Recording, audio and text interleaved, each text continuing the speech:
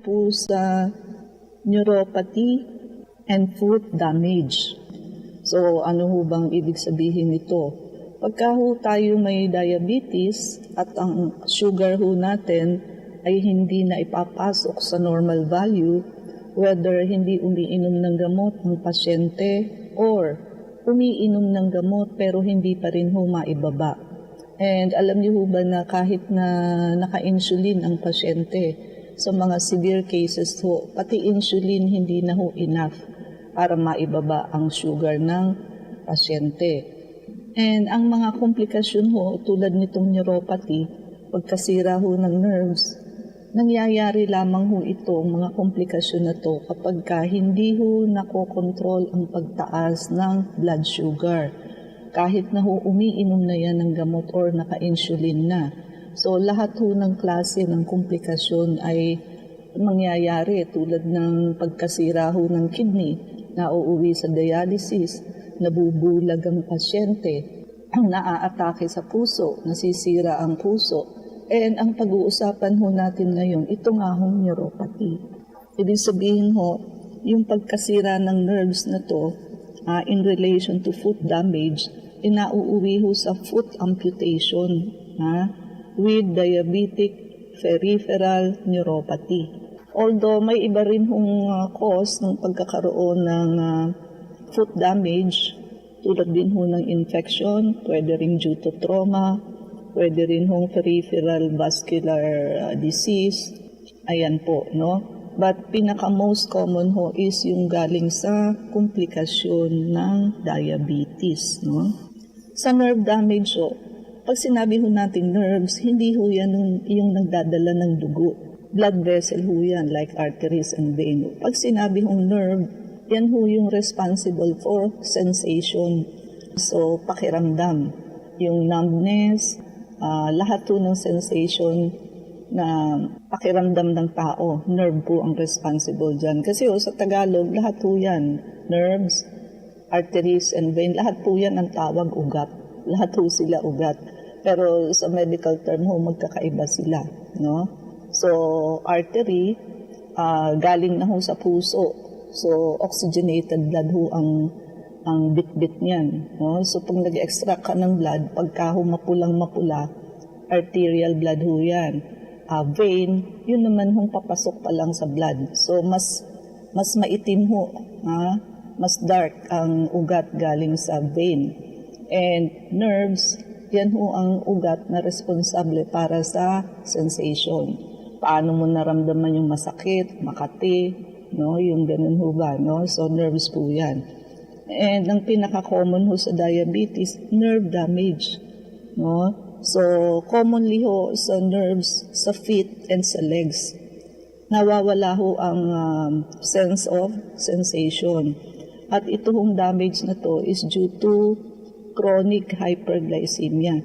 Yung sabihin matagal nang mataas ang sugar sa blood. So, nangyayari ho, nagkakaroon ng oxidative stress and microvascular complication. Yung sabihin yung maliliit na ugat. At tuluyan na hong nawawala o nababawasan ang sensation. Hindi na ho madidetect ng binti or ng paa yung injuries, kay may blister, kay may ulcer, hindi na ho ramdam ng paa. Kaya pag diabetic ho kayo at hindi kontrolado ang sugar ninyo, i-check nyo ho yung paa nyo everyday. Kasi minsan ho, may blister na, may sugat na, may hiwa na, hindi ho alam ng pasyente kasi nga ho, hindi niya na ho ramdam. No? And meron hong poor healing. So, syempre ho, pag kulang na ho ang blood flow, lalo na ho sa peripheral disease, nai-impair ho ang wound healing. So, bukod ho sa pagkasira ng nerves, nasisira na rin ho ang arteries. Ang arteries ho, yan ang nagdadala ng oxygenated blood. So, kung kakaunti ho ang blood flow doon sa legs and feet, syempre ho, dala ng blood flow ang oxygen and nutrition. Hindi ho gagaling yung sugat at matagal hong gumaling kung gagaling pa. So, kasi kahit lagyan niya ng antibiotic, kaya topical, kaya uminom pa yan ng antibiotic, hindi rin ho makakarating doon sa damaged foot. No? Kasi nga ho, yung blood flow, hindi ho sapat. No? Kasi ho, sinisira ng diabetes ang mga ugat. And also infection. Pagka may open wound ho ang pasyente, halimbawa ho, nasugat na.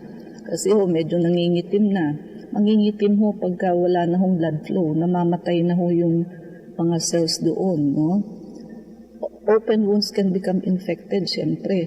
Pagka ho naka-open yan, syempre, ang ordinary layman, hindi naman ho alam na dapat takpan pala ang open wound. Mauuwi ho yan sa cellulitis, abscess, osteomyelitis, na kailangan na ho ang amputation. So, kaya nga ho, we are calling all diabetic patient, lalong-lalo na po yung mga nangingitim na ang paa, yung mga manhid na ho ang paa, na umiinom naman ho ng gamot, minsan naka-insulin na, hindi pa rin ho maibaba ang sugar. Pumunta ho kayo sa clinic.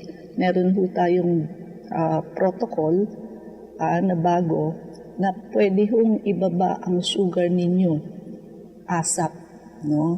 So, kasi ho, kailangan yung habulin yung manhid na yan dahil sa pag tumagal ho, mangingitim na yan, mamamatay na ho yung cells, puputulan na ho ng paa ang pasyente. At wag na ho tayong umabot sa ganun. Ngayon pa lamang ho, kung kayo ay diabetic at hindi nyo na ibababa ang sugar nyo, magpalista na ho kayo sa amin.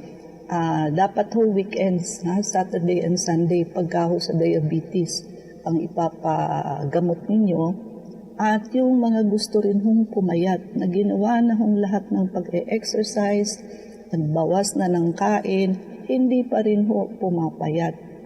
So, pumunta ho kayo sa amin. Basta ho diabetes and pagpayat, weekends, Saturday and Sunday, no? Kasi doon ho available ang ating medication, no? So, very effective ho, and medyo limited yung stock natin ng treatment. So, first come, first serve, no? So, at yung magpi-prepaid na ho for the protocol, i-reserve na ho namin yung gamot para sa inyo. Kasi nga ho, medyo mahirap ang source nung ating protocol, no? Kaya maswerte ho yung mga makaka-avail nito, no? At ang ganito ho, naglilid ho ito sa Charcot foot. Ibig sabihin ho, progressive, tuloy-tuloy ho, lumalala yung pagkasira ng foot bones, yung buto sa paa, pati na ho joints due to neuropathy. At open na rin ho yan for secondary fungal infection, ulcer, gangrene.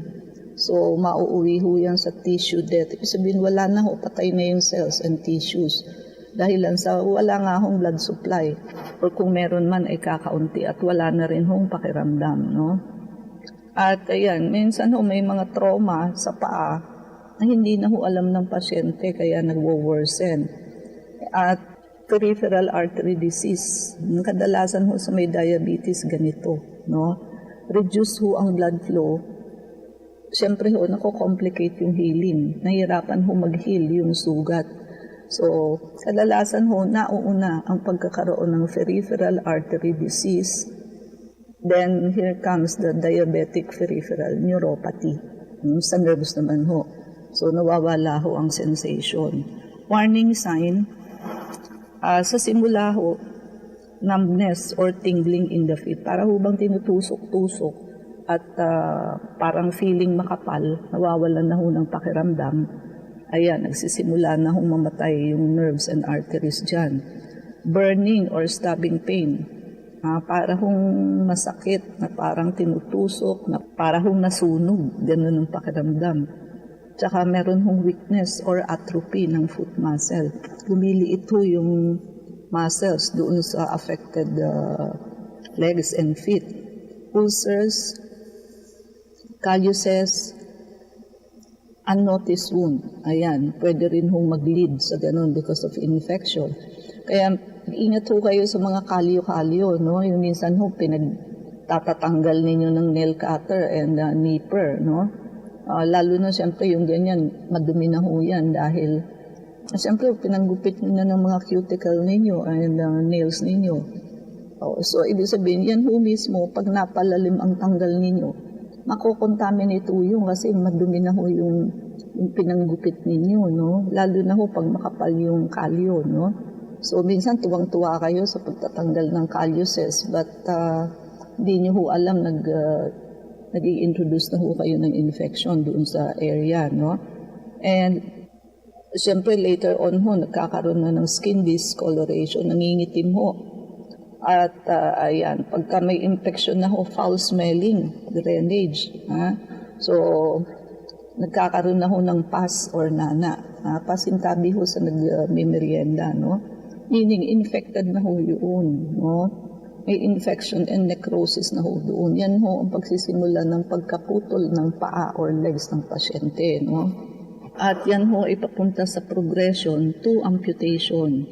Wala na ho yung protective sensations, yung mga chronic wound, nakatagal na hong sugat at ulcer, exacerbated by repetitive trauma. Halimbawa ho yung sa paa nyo, siyempre yung paglakad ninyo, paulit-ulit, at yung sinusuot ninyo, huwag hong magsusuot ng mga masisikip na sapatos or tsinelas wherein makakadagdag ho yun sa pag-i-impair ng blood flow, no? At yung infection ho, siyempre mag-i-spread ho sa mas malalim pang tissues and bones. Ayan, mauuwi ho yan sa gangrene or non-viable tissues, so patay na hong tissue. Na kailangan na ho ang surgical intervention. Ba't ho ba pinuputol ang nangingitim ng paa or legs? Kasi ho, tataas pa ho yung infection. Kakainin pa ho noon yung laman at cells paakyat. Kaya kailangan ho putulin, stop, para hanggang doon na lamang po. Kaysa ho umakyat, imbis na daliri lang, imbis na paa lang, nauwi na ho sa legs, no? Medyo napaka-morbid pong isipin yung ganitong sitwasyon. And ayun nga ho, no? Kaya kadalasan sa mga pasyenteng ganyan, nadidepress na rin ho because sa ganung pangyayari. Naisipin mo dati lumalakad ka, ngayon putol na yung paa mo. Huwag na ho tayong umabot sa ganun. So, this is a wake-up call for all diabetic patient. Kailangan ho ma-maintain ang sugar sa normal level. 100 and below para sa early morning na pagkuha ng dugo. Pagka ho yung 2 hours after meal, 140 and below. At kapag ka ho random, so 160 and below. No? So, kailangan ho maipapasok nyo dyan ang value. Kasi ito hong mga komplikasyon na to, tulad ng napuputulan ng paa. Kahit ho kayo may diabetes, kung kontrolado po ang sugar ninyo, it will not happen to you. And this is the reason why we are calling all diabetic patients at yung mga gusto hong pumayat. Bakit ho related? Kasi ho, ang type 2 diabetes, kadalasan ho yan ay related ho sa obesity. So meaning, yung mga matatabang pasyente ang mas may risk factor sa pagkakaroon ng diabetes. Kadalasan ho, mataba ang pasyente, no? And lalo na ho yung mga diabetic patient na naka-insulin na po, no? So biruin niyo ho, mag-i-inject kayo ng insulin 3 times a day o twice a day, but it is every day. Ito hong ating bagong protocol, once a week lang po kayo mag-session sa amin. And your sugar is controlled, no? And para ho doon sa mga gustong pumayat, ganun din po.